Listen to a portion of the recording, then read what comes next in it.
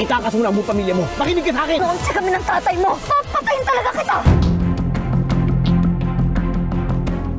Narito ang mga aabangan na mga maiinit na eksena sa FPJ's Batang Quiapo.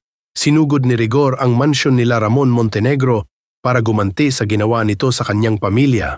Papunta na sana sila Ramon sa transaksyon na magaganap para iligtas si Tanggol mula sa mga kidnapper. Ngunit laking gulat ng lahat nang nakita nila si Rigor kasama ang ilang mga personahe ng kapulisan.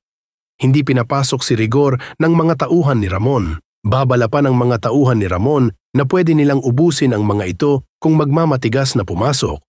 Ang pagsalakay nila Rigor sa mansyon ay hindi alam ng kanilang hepe dahil sa hindi yun naniniwala na buhay si Ramon dahil na rin sa utos ni Mayor Roberto. Pinaaalahanan naman ni Mando si Rigor na kapag malaman ito ng kanilang hepe ay siguradong magagalit yun. Sagot pa ni Rigor na kailangan nilang magtuos ni Ramon ngayon. Patuloy na isinigaw ni Rigor sa labas ng mansyon ang pangalang Ramon Montenegro at hinamon na harapin sila. Nang nakita ito si Marites, laking gulat nito na ang kanyang asawa ang nasa labas.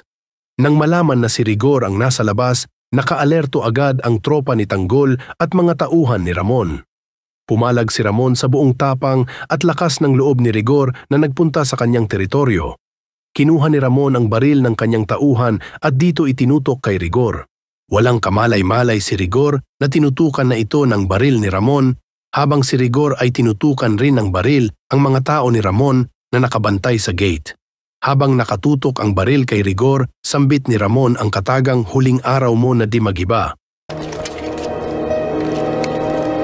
Samantala, magaganap na ang transaksyon sa pagitan ng tauhan ni Ramon at sa pamilya ni Fatima para itubos si Tanggol kapalit ang 30 milyong piso na ransom.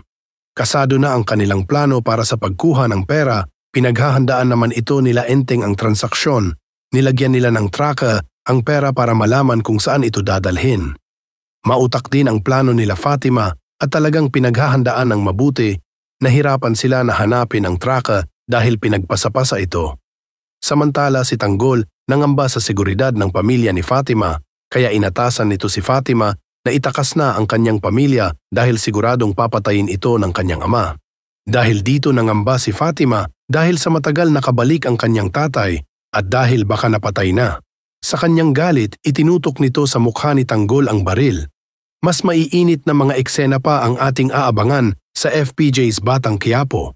Kung may reaksyon kayo, mag-comment lang sa ating comment section at huwag kalimutan na mag-subscribe sa ating channel sa Teleseries PH.